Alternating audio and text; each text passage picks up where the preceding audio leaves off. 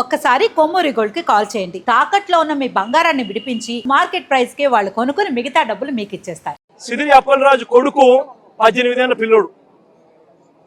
Sidiri Appalaraju doctor, Palasa MLA, మంత్రి, fishing మంత్రి మన ప్రభుత్వంలో. సిదిరి అప్పలరాజు కొడుకు 18 ఏళ్ల పిల్లోడు. బైకు తోలుతా ఉండి కర్మవశాత్తు బైకు తోలుతా ఉండి ఎవరిలో గుద్ది బైకు తోలుతా ఉండి ఒక మనిషి చనిపోయాడు. యాక్సిడెంట్లు అవుతా ఉంటాయి. చేసింది నేను కరెక్ట్ అని నేను చెప్పను. బట్ ఆ పిల్లోడు 18 ఏళ్ల పిల్లోడు బైక్ తోలుతా ఉండి ఆ పిల్లోడికి ఏం తెలుస్తుంది? ఒక్కొక్కసారి జరుగుతాయి. జరిగినప్పుడు నువ్వేం చేస్తా ఉన్నావు? ప్రభుత్వం ఏం చేసిందో తెలుసా? ఆ సిదిరి అప్పలరాజు కొడుకును మర్డర్ కేసులో హోమిసైడ్ సెక్షన్ పెట్టి ఇరికించాలని ప్రయత్నం చేసింది. నిజంగా ఈ ప్రభుత్వం మానవత్వం ఉందని అడుగుతా ఉన్నా. గత 3 రోజులుగా పలాసలో జరిగిన ఒక యాక్సిడెంట్ విషయంలో రకరకాల వార్తలు వింటూనే ఉన్నాం.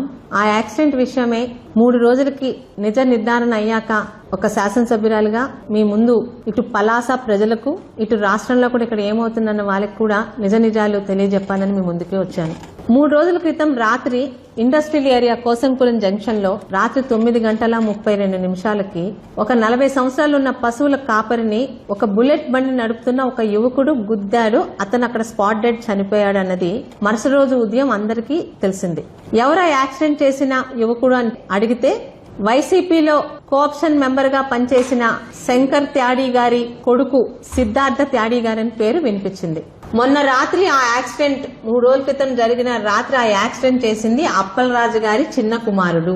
అయితే అది ఎవరు కావాలని చేయరు, బై యాక్సిడెంట్లు గానీ జరుగుతాయి. కానీ యాక్సిడెంట్ జరిగిన తరువాత ఒక ప్రజా ప్రతినిధిగా మాట్లాడితే మైకులు పట్టుకొని నీతి నిజాయితీ అని బల్లలు గుద్దేసి మాట్లాడే అప్పలరాజు గారు చేసిన పని ప్రజలకి, ముఖ్యంగా మా పలాస ప్రజలకి ఖచ్చితంగా తెలియాలి. యాక్సిడెంట్ జరిగాక మామూలుగా ఎంతటి వారైనా తను చేసిన యాక్సిడెంట్ తో ఒక వ్యక్తి అక్కడికక్కడ ప్రాణాలు పోయాయి అనుకుంటే ఎవరికైనా ముందు మైండ్ ఫ్రీజ్ అయిపోతుంది.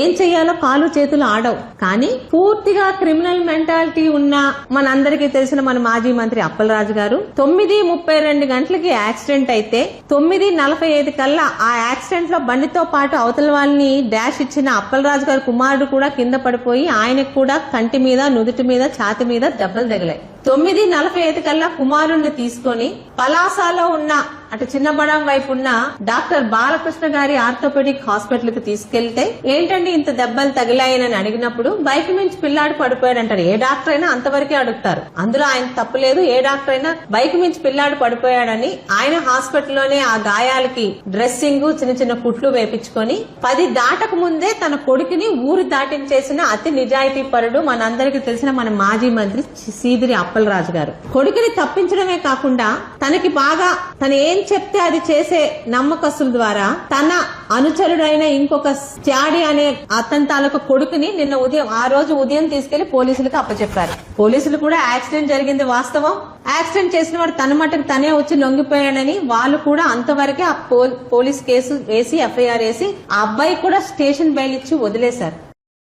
2014-19 మధ్యలోని ఇదే పలాసలో నా తండ్రి అయిన గౌతు శ్యామ్ సుందర్ శివాజీ ఎమ్మెల్యేగా ఉన్నప్పుడు ఒక తెలుగుదేశం నాయకుడు ఒక స్వీట్ షాప్ కు వెళ్లి ఆ స్వీట్ షాప్ లోని కుర్రాడుగా ఉన్న ఒక డోకి హరీష్ అనే ఒక చిన్న కుర్రాడి మీద అరవడమో చెయ్యి చేసుకోవడం అనేది ఒక తప్పుడు పని జరిగింది. ఆ చిన్న పిల్లాడు సెన్సిటివ్ గా ఉండడం వల్ల ఆ అబ్బాయి ఆత్మహత్య చేసుకున్నాడు. ఆ విషయం తెలిసి ఇదే అప్పలరాజు 2 కులాల మధ్య గొడవగా ఇదే పలాసలోని చాలా పెద్ద ధర్నాలు చేశారు. ఆ రోజు తెలుగుదేశంలో ఉన్న మా నాన్నగారు చంద్రబాబు నాయుడు గారితో మాట్లాడి ఆయన సలహా మీదట ఎవరైతే ఆ తప్పు చేసి ఆ అబ్బాయిని బాధ పెట్టి ఆ అబ్బాయి ఆత్మహత్య చేసుకునే విధంగా ప్రేరేపించారో ఆ వ్యక్తిని పార్టీ నుంచి సస్పెండ్ చేయడం జరిగింది.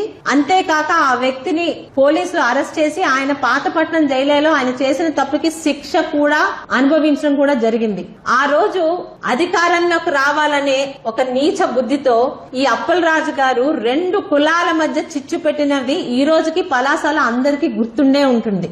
ఈ రోజు అదే అప్పలరాజు గారిని అడుగుతున్నాను, నీ సొంత కొడుకు యాక్సిడెంట్ చేస్తే నీది ఎంత క్రిమినల్ బ్రెయిన్ అయితే నిమిషాల్లోని నువ్వు నిర్ణయం తీసుకొని నీ కొడుకుని బాలకృష్ణ గారి హాస్పిటల్ తీసుకెళ్లి డ్రెస్సింగ్ చేయించి పావు గంటలోని ఊరు దాటించి ఇంకొక అమాయకుడికి మరి నువ్వేం ఆశ చూపించావో తెలియదు, ఇంకొక అమాయకుడిని పోలీసుల దగ్గర లొంగేలా చేశావు. మరి నిన్ను ఏ చెప్పుతో కొట్టాలి అప్పలరాజు గారు? ఈ రోజు పలాసలో మేము గాని పలాస ప్రజలు గాని ఎవరో ఒక తెలుగుదేశం నాయకుడు ఒకతన్ని ఇబ్బంది పెడితే ఆ అబ్బాయి సూసైడ్ చేసుకుంటే 2 కులాల మధ్య గొడవగా చిత్రీకరించి నానా యాగి చేశావు కదా.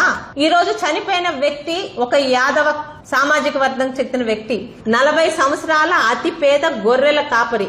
ఈ రోజు ఆయనకి ఒక మతి స్థిమితం లేని భార్య, 3 పిల్లలు ఉన్నారు. ఇది బయటికి రాకుండా రానప్పుడు వాళ్ళతో లాలూచి పడి ఆ కుటుంబానికి 8.5 లక్షలు ఇస్తానని చెప్పి 1.5 లక్షలు ఇచ్చి మిగతా 7 లక్షలు ఆపిన నువ్వు మరి నువ్వు చేసిన రాజకీయాన్ని ఈ రోజు పలాస ప్రజలు ఏ చెప్పుతో కొట్టాలి?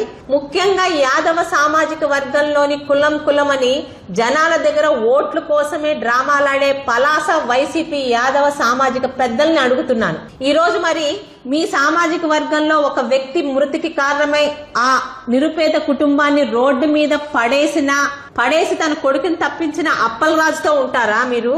నిజంగా కులం అని కులాన్ని రెచ్చగొడతారు కదా. ఈ రోజు మీ కులంలో జరిగిన అన్యాయానికి మీ కులంలో ఆ కుటుంబానికి అండగా ఉంటారా? పలాస వైసీపీలో ఉన్న యాదవ పెద్దలకి అందరి సాక్షిగా పలాస నియోజకవర్గం సాక్షిగా ప్రశ్నిస్తున్నాను. నువ్వు ఒక ప్రజాప్రతినిధివి అప్పలరాజు.